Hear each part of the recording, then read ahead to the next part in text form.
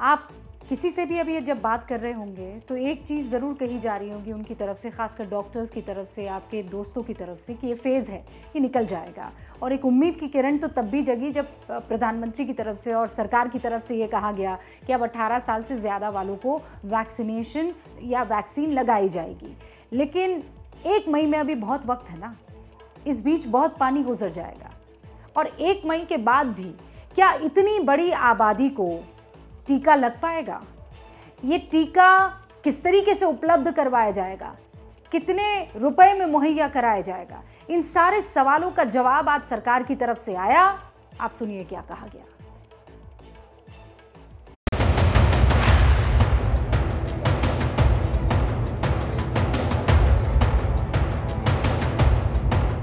आज कोरोना से इस लड़ाई में हमें हौसला मिलता है कि हमारे health care workers, frontline corona warriors और सीनियर सिटीजन्स के एक बड़े हिस्से को वैक्सीन का लाभ मिल चुका है।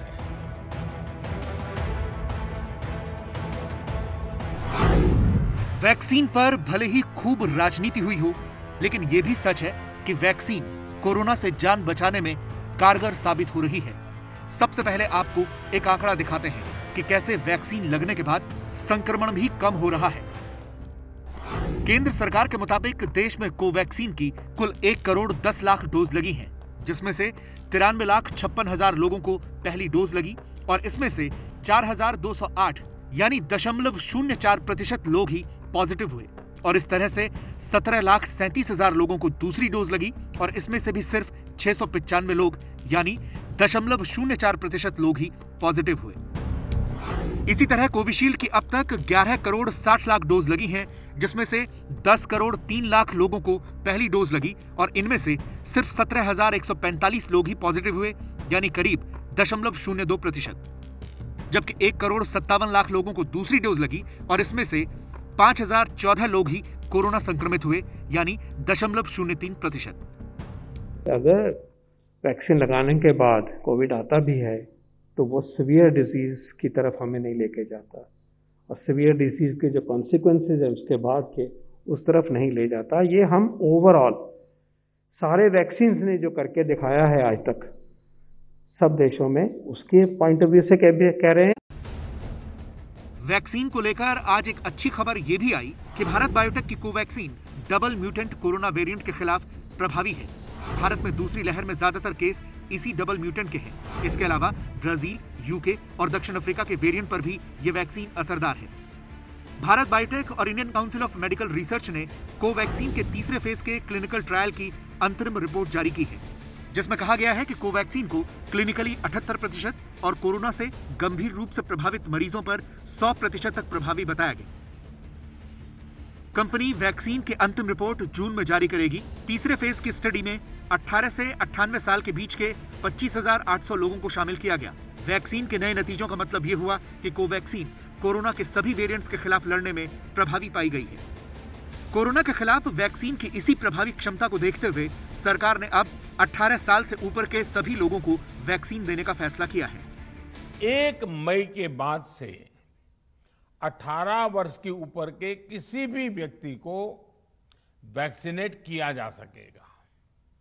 अब भारत में जो वैक्सीन बनेगी उसका आधा हिस्सा सीधे राज्यों और अस्पतालों को भी मिलेगा। हम सभी का प्रयास जीवन बचाने के लिए है। प्रयास से भी ये है कि आर्थिक गतिविधियां और आजीविका कम से कम प्रभावित हो।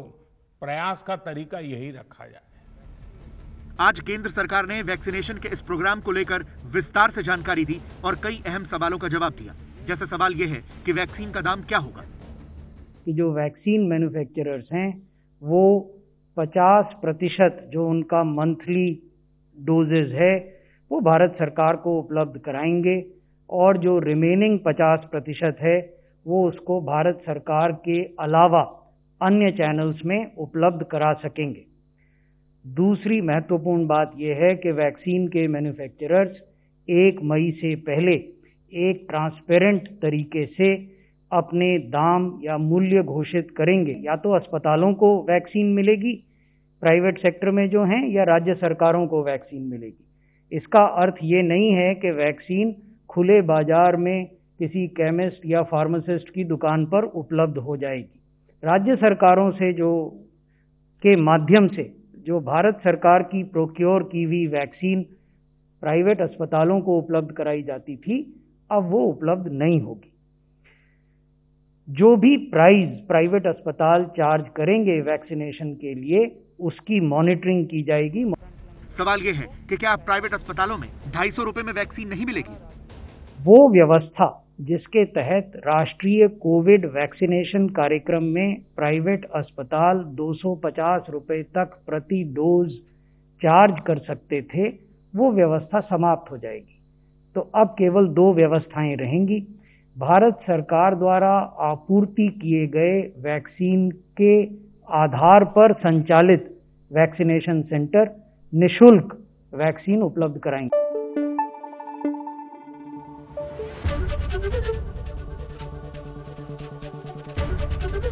एबीपी न्यूज आपको रखे आगे।